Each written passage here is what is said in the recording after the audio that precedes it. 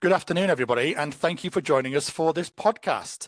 I'm delighted to introduce Andrew Newell, Andy, I should say, Andy Newell, Managing Director of Iris Connect, and we'll hear a lot more from Andy throughout this podcast. But this is something of real interest, which is all about CPD. The title of this podcast is Same Old CPD. So what does the future of high impact, exciting, fresh professional development look like? Context behind this podcast is over the last couple of months, we've had, us as in the education showroom, have had a variety of heads, MAT leaders approach us and say, we want to freshen up our PD. We need to freshen up our PD.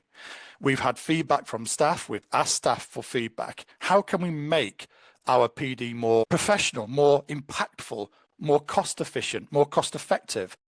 How do we get staff enthused again? And what is available? What can we freshen up? How can we do it? But ultimately, it comes back to impact. And therefore, we know that Iris Connect are the experts in this field. So we kindly reached out to Andy and said, Andy, we'd love to do a podcast with you on this particular area. So there's no one better than Andy. So Andy, thanks for coming today. And hopefully I've framed it nicely to be able to pick up and to discuss for the next 20 minutes.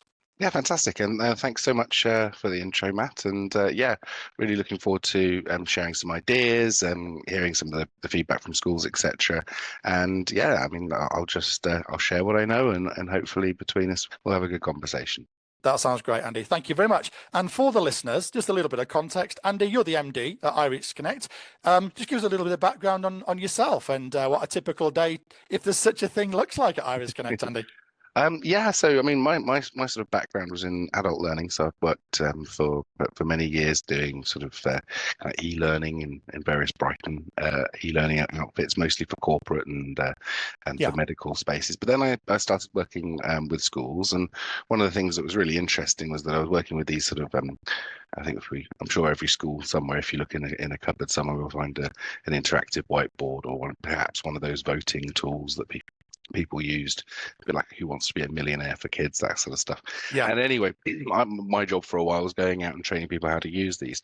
And what I noticed was that I'd go back to those same classrooms where I thought I'd done some really good training sometime later and find out that actually nothing really had changed, and that teachers were employing the same old methods and these technologies weren't really being used to their full advantage. And the thing is, I then spoke to other trainers and people in different fields, maybe looking at responsive teaching or whatever the flavour of the day were, and they expressed the same thing. So I went to the University of Sussex and said, what's going on here? Am I a bad trainer? And they came back and said, no, you're an average trainer. This is what that modality of professional development tends to produce, which is people knowing a bit more but not necessarily doing anything differently. And so that's what sort of set me off down the road of trying to understand some of the underlying kind of mechanics of professional development that works, that actually leads to change, leads to changing thinking, change of doing in classrooms, and of course ultimately changing outcomes for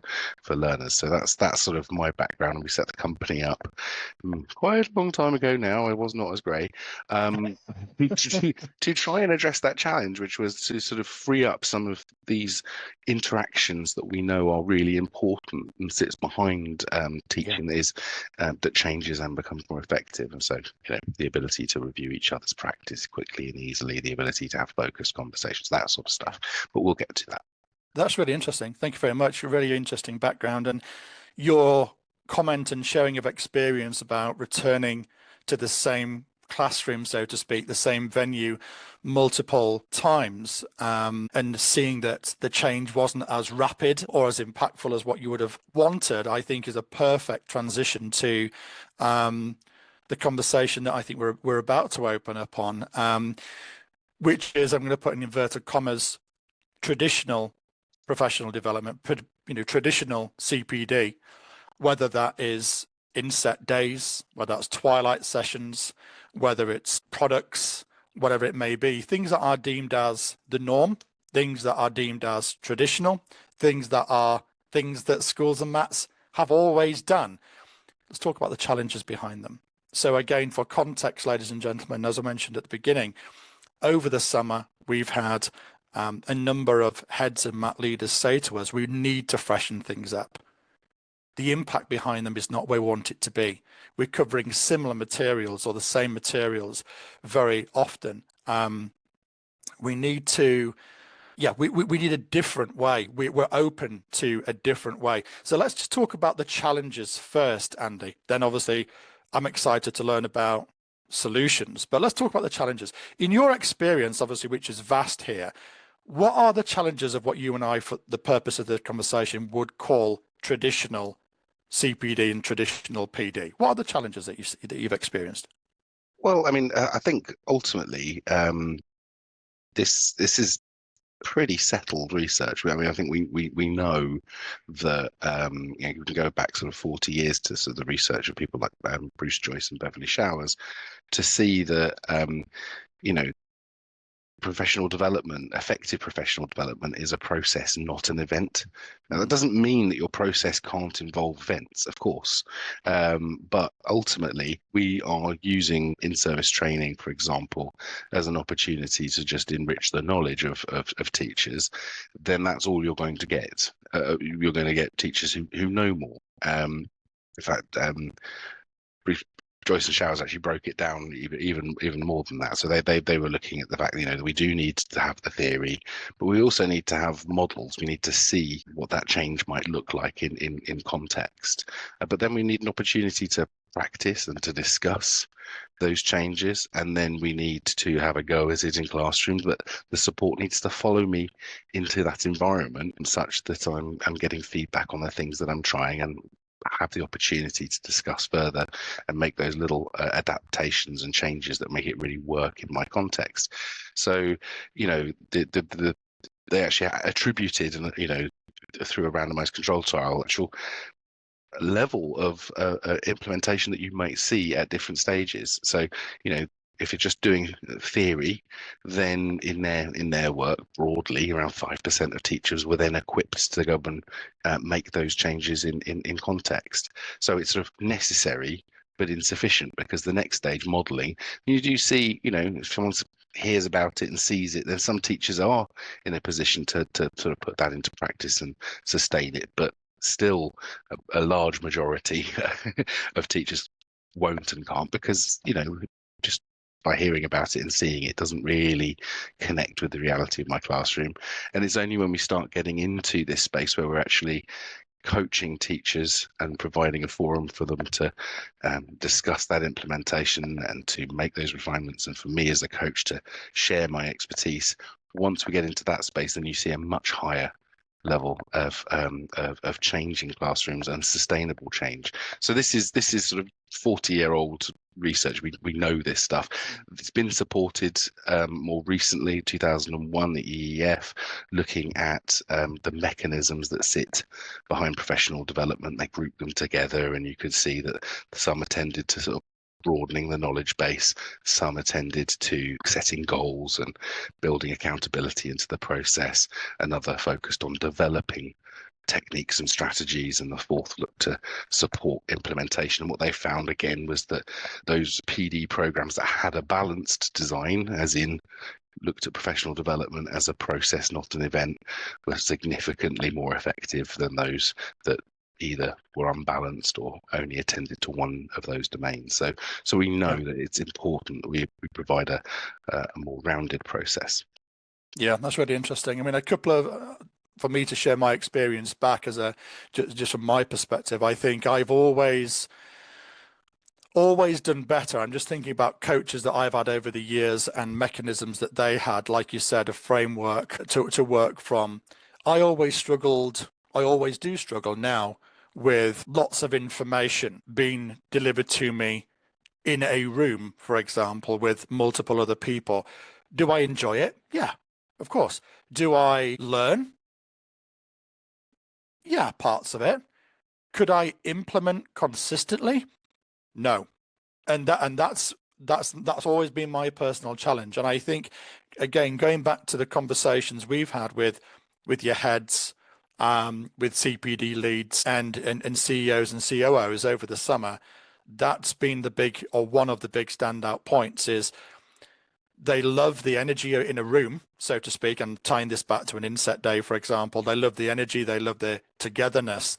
But when they look at the consistent difference that knowledge, that sharing, that topic, whatever it was, that's the part that's lacking. So the evidence clearly is aligned with what we're hearing, what we're seeing. Yeah. Is that fair? Oh, 100%. And I think that, there's a couple of points to raise here. One is that, as I say, it's okay to do events. Yeah. They're an important part of building that sort of solidarity between teachers, giving a forum for people to raise challenges, etc., celebrating success. All of these things really matter, but they're not the stuff of learning that's happening between those events. It's embedded in the classroom practice itself and the support that we're providing in that context. I would say though, one other thing is that as teachers, we're trained to apply cognitive science when we're working with pupils. So we're looking at chunking the learning, segmenting the learning, sequencing it such that we're providing the right information, but also revisiting it. So we're actually building schema, etc. Sometimes I find it slightly ironic that people who are kind of leading on PD sometimes don't apply that to the in-service training sessions that you're seeing. So, the number of times that I've seen sort of PowerPoint slides that sort of drastically overload the learner or present text while the presenter's speaking, creating that split attention effects, all of this sort of stuff, and then not revisiting, not coming back to that learning on a regular basis. Of course, we've got to apply what we apply with pupils too. So that's just one consideration. So the evidence is pretty settled that it's something we need to broaden out and build into a broader process, applying at each stage these principles from cognitive science to support to optimize each one of those stages, so we say. Great, thank you very much indeed. And I think that's a great way to articulate the challenges that schools and MATs are having. The reasons why they're searching for something different, something new, is really about backing the science, supporting the science, learning from the science. It's about maximizing performance. It's doing it in a style that is personalized as well. That's something you've mentioned a couple of times, is rather than what I would call a catch-all, a message to everybody, let's do it like this, being able to have a granular person by person approach. That's brilliant. A great scene setter to get us started. I'd love to now switch the conversation. So the now and the future of professional development. So putting the, again, inverted commas, traditional processes, ways of doing it to one side for a moment. Andy, what does effectiveness now look like? If there is an antidote, if there is a great way that you would advocate and promote school and MAT leaders to consider exploring PD in a way that you truly believe in, what would that look like? So what is the future and the now of high quality, fresh, new PD? Well, certainly this idea of providing a process rather than an event, as we've talked about, and the conception of that is quite often framed as to address the knowing doing gap. That's quite common parlance. Now there's a danger within that as we move forward into trying to address the knowing doing gap, because actually it isn't the knowing doing gap that's the difference between teachers becoming highly effective. It's actually the knowing and doing the right thing at the right time for the right reason gap. Now, Nice.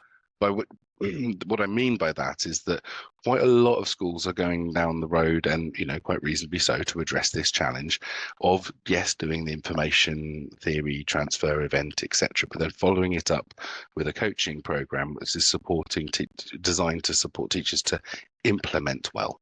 So to take this model and replicate it in your classroom, and we're going to follow some of the principles of kind of almost operant conditioning through repetition, praise, and corrective feedback to effectively instill these effective techniques in classrooms. Now, the problem with that is, firstly, you are going to see an improvement. You're going to see teachers improve because they're starting to use, tried and tested techniques that work, that apply cognitive science principles.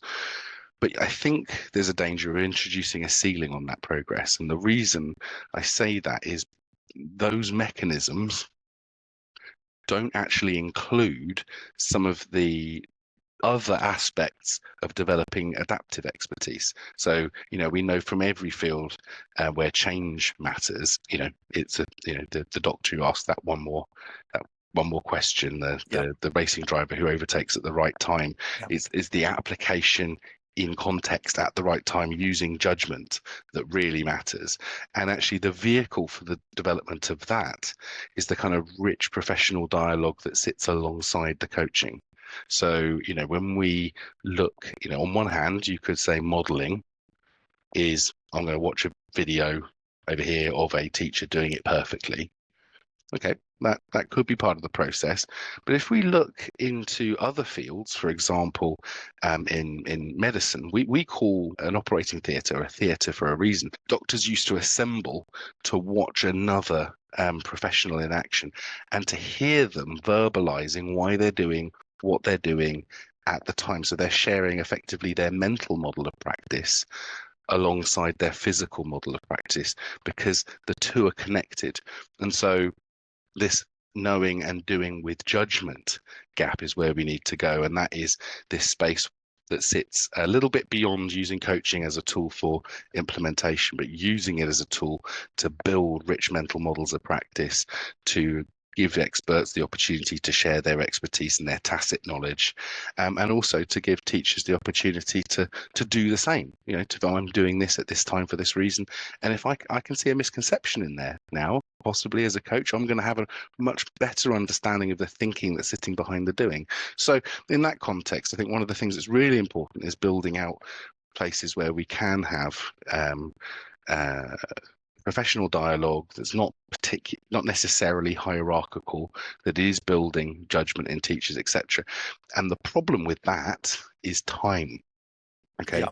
So, I think whenever we see programs try to go to scale in any kind of learning environment, what you see traditionally is that we rinse that nuance out. That nuance disappears. Those opportunities for dialogue disappear, partially because there just aren't enough experts to provide the coaching, but then also because I've got to standardize in order to reach that scale, and the cost of bringing in this much expertise, etc., is just unworkable. And so the role of technologies and the role of new approaches is to make the things that matter, make time for them, by, for example, making a lesson observation something that's can be achieved at a click of a button, that allows that video potentially to be pre-analyzed by AI to highlight interesting talking points through the video, so that the professionals in the loop, the teachers, it's a human process, but we're facilitating that kind of opportunity for, deliberate practice, but also the dialogue that sits alongside the effective implementation. The other thing, of course, is providing that adaptivity. So one of the great, if you're working and you're just tutoring one individual, you can be really detailed and thinking about the sequencing. What's the next best thing for them to learn about? You can think really deeply about the feedback that you give them and personalizing it to them. As soon as you're teaching a classroom of 30, that becomes a lot harder. The same is true of coaching and working with teachers.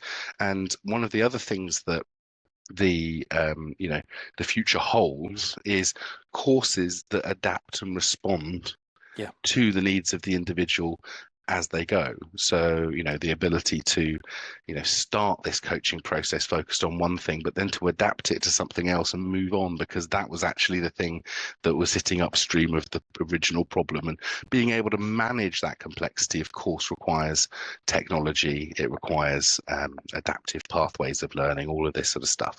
And I think that so the AI, the adaptive pathways that are providing these scaffolds for learning that respond to learning need, I think are absolutely crucial to the future of professional development.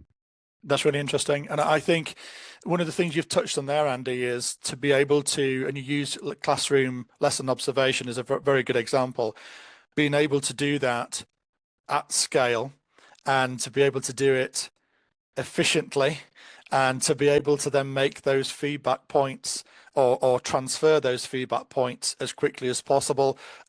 So the teacher is aware, they're aware of what's been observed, they're aware of little tiny adjustments, improvements, a little bit of feedback so they can implement them quickly. Without this, it would be observation in one classroom, then when that leader has time they would then do another, as it is right now, and then when they have time they would do another. So the speed of the current lesson observation versus the now and the future using the correct technology or considering the correct technology appears to be night and day difference. Oh yeah, 100%. So I mean, let's look at sort of schools that maybe are really investing in their professional development, understand this knowing doing gap, and are providing coaching support for every teacher. Now, some of the programs that are out there are extremely high frequency. You might be going to observe teachers once a fortnight, something in that kind of space, you know, a drop in. Now, one of the things that you do in I've never of all every school I've been into in the country that's in that kind of regime makes this compromise, and this is the one where obviously I can't get round that kind of observation schedule in the real world. So what I'll do is I'll compromise and I'll go in and observe for 10 minutes or 15 minutes, and then on the basis of that we will then make a decision about treatment is, what the next step of the process looks like. Now that's a problem because you're not seeing what happened before and you're not seeing what happened after, so you're left with this sort of compromised gist of what the area we want to go in. Now, the perfect example of technology, you know, you just record the whole thing, and then dependent on the developmental goals of that teacher, interesting moments can be automatically flagged, and I can go through and review, spend that 10 minutes, but that 10 minutes can engage me with episodes of practice from the entry routine through to the exit routine. So that's a perfect example of where technology can address a real challenge in schools and enrich the process at the same time. Yeah, absolutely. And I think that technological view also means self-reflection. You know, being able to watch back, play back, look at you, question yourself. Could I have done that differently, better? If I had my time again, would I have said something different? Would I have handled that student a little differently, or would I have taught them slightly differently? So I think there's always that self-reflection component too, isn't there, Andy? So let's again bring this back to sort of that slight misconception around, like, if they would only just do these things in these ways, kind of model of professional development. One of the sort of challenges that sits within that is that it's most of the time the judgment of the coach about what the remedy is, what the technique we're going to be working on looks like. Now, that in a way is fine if you've got coaching resources forever and you can provide that coaching resource to that teacher forever, effectively outsourcing the reflection and critical judgment to the coach. But schools don't have that. So through the process of coaching or through the process of professional development, we need to be equipping teachers with the reflective skills to be able to make these judgments for themselves about how they're going to adapt their practice to better meet the needs of their learners. And so in that context, we can also use exactly the same sort of pathways of learning to facilitate a cycle of reflection. And so one of the things that, you know, we see quite commonly will be someone taking a coaching pathway where they'll go through a cycle of coaching, but the next step for that teacher might be a cycle of self-reflection where the coach will come in at the end and provide some additional support. Those are the kind of interactions and adaptivity and flexibility that modern systems offer to schools to be able to say, you know, actually, this group of teachers are already sort of have a level of domain expertise to be able to meaningfully engage in a cycle of self-reflection.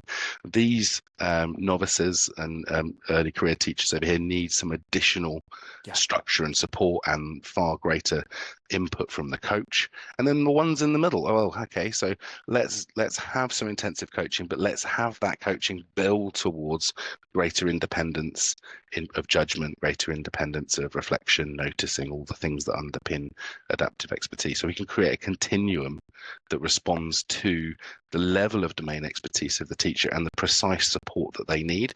And the reality is those sort of things are almost impossible to facilitate without technology if we're talking about trying to do it at any kind of scale. Yeah, absolutely. Andy, I could talk to you all day, literally, about this. You could probably see me smiling and absorbing and thinking about my own personal experience, which ties me in nicely. Ladies and gentlemen, as we said at the beginning, Andy is the managing director of Iris Connect, who very much are the leader in this PD space. And I would love for you to have a further conversation with Andy, like I would love to have a further conversation with Andy, explore how Andy, his staff, his organization can help and support you freshen up your professional development. Freshen up meaning more a personalized approach for your staff, being able to roll out PD at scale, being able to have a consistent way of doing it, being able to actually save you money. One of the things that I've noted down here, Andy, is there is a huge amount of what I would call hidden or disguised cost in regards to lesson observations and all of the PD that goes on, both indirect and disguised or hidden costs.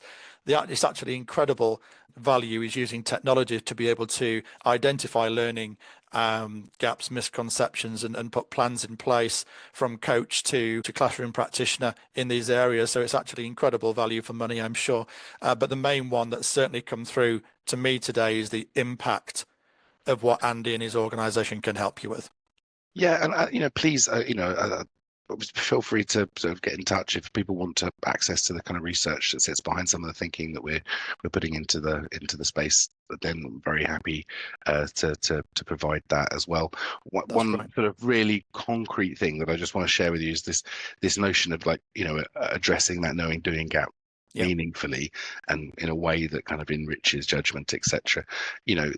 We've been involved in some really large scale randomized control trials looking at the impact of instructional coaching methods that build in reflection. We provided some of the technology that facilitated the research, and this is concrete. This was one of the largest randomized control trials in the space of coaching and professional development, and within that, with 5 cycles of instructional coaching in a year, teachers, the pupils of teachers who were on that program made 2 months additional progress within that year. So this is tangible. This is a tangible thing that you can, a lever you have at your disposal as a school leader to make tangible impact on the outcomes for learners.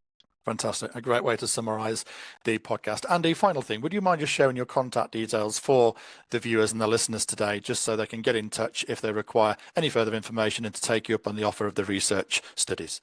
Yeah, by all means. Now, probably the best thing to do, rather than just sort of listing out a bunch of phone numbers and things, just irisconnect.com, www.iris, like your eye, irisconnect.com. And from there, you can click on contact us. You can engage with a free trial. You can download a whole bunch of free coaching resources, or you can book a demo or request information from us with regards to the research that's behind what we do. So look forward to hearing from folk, and obviously massive thank you for the opportunity to engage with you and have a good conversation today. Absolute pleasure. Andy, thank you very much for your time. Viewers, listeners, thank you for your time. Hope you've enjoyed the content today.